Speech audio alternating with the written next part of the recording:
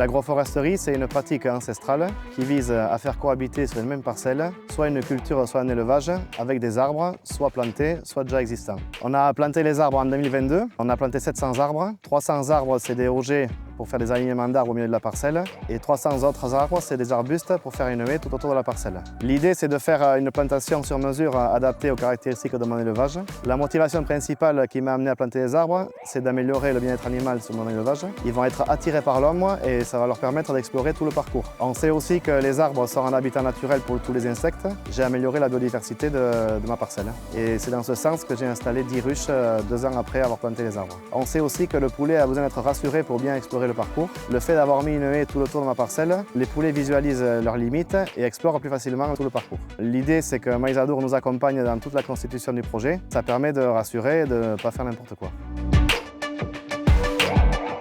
Tout d'abord, lorsqu'on a un agriculteur qui est candidat, on commence par visiter le site pour prendre connaissance à la fois de ses besoins et aussi de la végétation existante, de la nature du sol. Et ensuite, on va bâtir un projet en déterminant précisément où vont se trouver les alignements d'arbres et les haies. On va déterminer également le choix des essences. Maïs Adour accompagne les agriculteurs du début à la fin. On monte les dossiers de demande d'aide. On s'occupe des commandes de plans et de l'organisation des chantiers.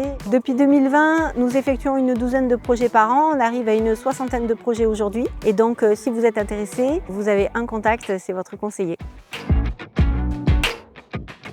Alors cette plantation de haies va nous apporter, je pense, plusieurs avantages, notamment de favoriser la biodiversité et aussi on espère que ça va limiter l'impact du vent sur nos cultures pour limiter le vent de sable. On a décidé de faire 2 types de plantations, les haies linéaires mais également les alignements comme on peut voir ici où en fait chaque ligne est séparée de 12 mètres pour pouvoir y faire des tests d'agroforesterie et mettre en interligne des petites cultures. Alors nous avons rencontré de nombreux défis pour implanter cette haie et notamment dans la première phase qui était la phase de préparation où il a fallu commander les plants, les mettre en place, les choisir, mais ça on a reçu l'appui technique du service de Maïs Adour et notamment la personne de Laurence Zaccan qui a très bien suivi le dossier. Il fallait planter les haies et ça on a quand même été aidé par une petite association du village d'à côté de Thalé.